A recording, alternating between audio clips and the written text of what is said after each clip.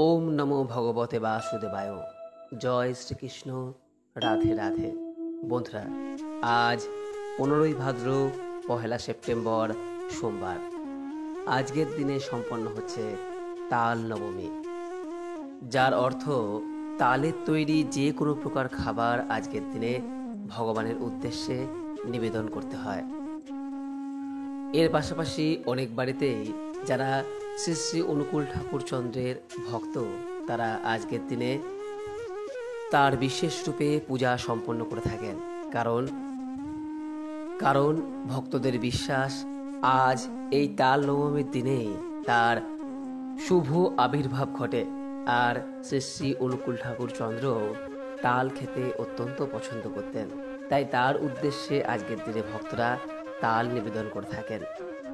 বন্ধুরা, আপনি যে দেবদেবীরই পূজা করুন না কেন, আজকের দিনে তার উদ্দেশ্যে অবশ্যই যে ফলটি নিবেদন করতে হয় সেটি হলো তাল, অর্থাৎ তালের তৈরি কোনো প্রকার খাবার আজ আপনার ইষ্ট দেবতার উদ্দেশ্যে অবশ্যই পারলে নিবেদন করুন। বিশেষ করে বাড়িতে যদি আপনার মা লক্ষ্মীর কোনো ছবি বা মূর্তি থাকে, তাহলে তাকে অবশ্যই আজকের দিনে তালের তৈরি ভোগ নিবেদন করতে হয়। তাল নবমীর ব্রতকথায় এই বিষয়ে পরিষ্কার উল্লেখ পাওয়া যায় যে আজ লক্ষ্মীনারায়ণের উদ্দেশ্যে তাল নিবেদন করতে হয় এবং সর্বোপরি আজকের দিনে তাল নবমীর ব্রত কথাটি একবার হলেও শ্রবণ করতে হয়। বন্ধুরা, এই শুক্লপক্ষের নবমী তিথিতে যে তাল নবমী ব্রত করা হয়, সেই ব্রত কথায় এই বিষয়ের পরিষ্কার করেই উল্লেখ রয়েছে যে এই দিন যদি লক্ষ্মীনারায়ণের পুজো করা হয় এবং তার সঙ্গে যদি তাল ফল দান করা হয়, তাহলে সৌভাগ্যের কখনোই কমতি হয় না। ছেলে, নাতি, নাতনি ও প্রচুর ধন সম্পত্তি বৃদ্ধি হয়ে থাকে। তাই সম্ভব হলে আজ এই শুক্লপক্ষের নবমী তিথিতে শ্রী লক্ষ্মীনারায়ণের উদ্দেশ্যে একটি তাল অবশ্যই নিবেদন করে এই ব্রত কথাটি শ্রবণ করুন। আশা করি এই ব্রত কথাটি শ্রবণ করে আপনাদের ভালো লাগবে। শুরু করছি শ্রী শ্রী লক্ষ্মীনারায়ণের তাল নবমীর ব্রত কথা। জয় শ্রীকৃষ্ণ। রাধে রাধে। দ্বাপর যুগে ভগবান শ্রীকৃষ্ণের রুক্মিণী এবং সত্যভামা নামে দুই স্ত্রী ছিলেন। শ্রীকৃষ্ণ এদের মধ্যে রুক্মিণীকেই একটু বেশি ভালোবাসতেন। এতে সত্যভামার মনে অত্যন্ত দুঃখ উৎপন্ন হয়। মনে খুব কষ্ট হওয়ার ফলে সত্যভামা একদিন তপবনে গিয়ে একজন তপস্বীকে নিজের দুঃখের কথা জানালেন এবং জানালেন কি করে তার এই মনোকষ্টের লাঘব হবে তার উপায় বলে দিতে অনুরোধ করলেন। সাধক তপস্বী বললেন, দেখো মা, একটি ব্রত যদি ঠিকঠাকভাবে তুমি করতে পারো, তাহলে তোমার মনে আর কোনো প্রকার দুঃখ কষ্টই থাকবে না।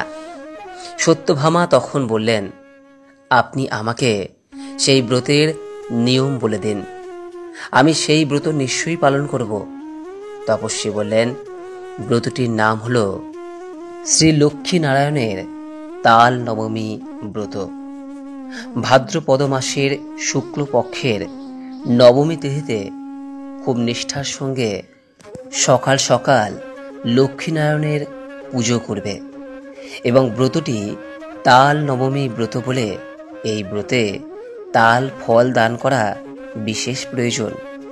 এই ব্রত পালনের অঙ্গ হিসেবে সধবা স্ত্রীলোকেরা প্রথমে নিজেদের স্বামীকে খুব যত্নের সঙ্গে পিঠে তৈরি করে খাওয়াবে, পরে ব্রাহ্মণ, দুস্থ মানুষ বা কোনো পুরোহিতকে ভোজন করিয়ে সবশেষে নিজেরাও খাবার গ্রহণ করবে।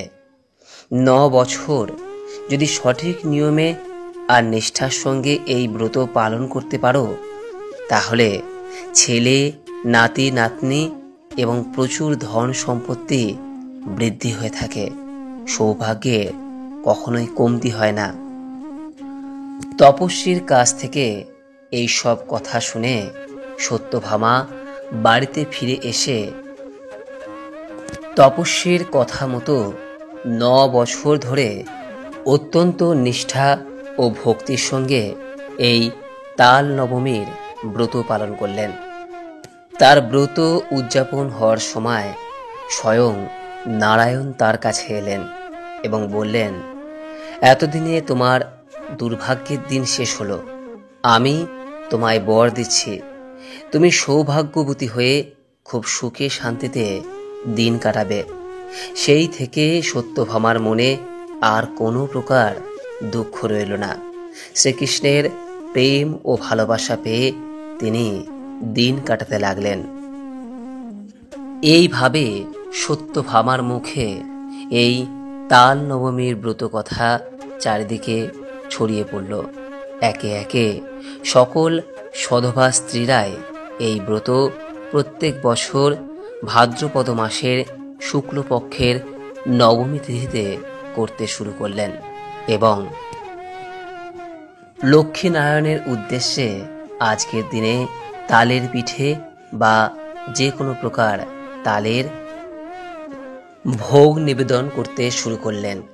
এই ব্রতে ঘট, কলসি, ধূপ, দীপ, ফুল, নৈবেদ্য, 9 প্রকার ফল ও মিষ্টান্ন এবং উদযাপনের সময় ব্রাহ্মণ বা পুরোহিতকে একখানি নতুন কাপড় ও 1টি টাকা দক্ষিণা দেওয়া প্রয়োজন। একটি পরিষ্কার জায়গায় মণ্ডপ তৈরি করে বা যে স্থানে লক্ষ্মীনারায়ণের পুজো হয় সেই স্থানটি ভালো করে পরিষ্কার করে সেখানে আলপনা দেওয়া প্রয়োজন। তারপর ঘট বসিয়ে লক্ষ্মীনারায়ণের পুজো করবে। পিঠে তৈরি করে সকালে নারায়ণের ভোগ দিতে হবে। ব্রাহ্মণ বা পুরোহিত এবং দুস্থ মানুষকে ভোজন করাতে হবে। তারপর নিজের স্বামীকে খাইয়ে ইয় স্ত্রীলোকেরা নিজে আহার করবে। এই ব্রতের এই নিয়ম পালন করতে হয়। এই ব্রত উদযাপনের সময় 9 বৎসর। বলা হয়, যিনি এই লক্ষ্মী নারায়ণের তাল নবমী ব্রত পালন করে থাকেন তার কোনো দুঃখ কষ্ট থাকে না। তিনি স্বামী সোহাগিনী হয়ে থাকেন এবং সৌভাগ্যের কখনোই তার কমতি হয় না।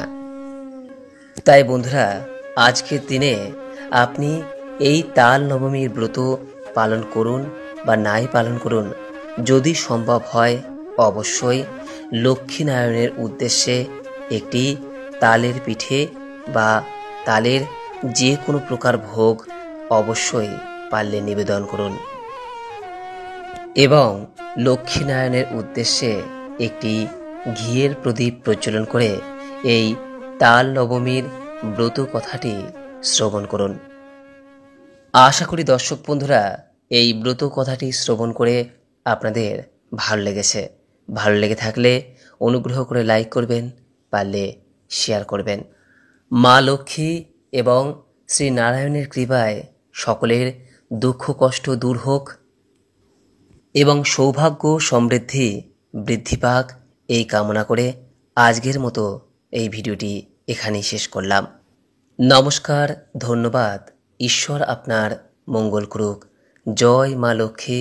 ওম নমো শ্রী নারায়ণে নমঃ।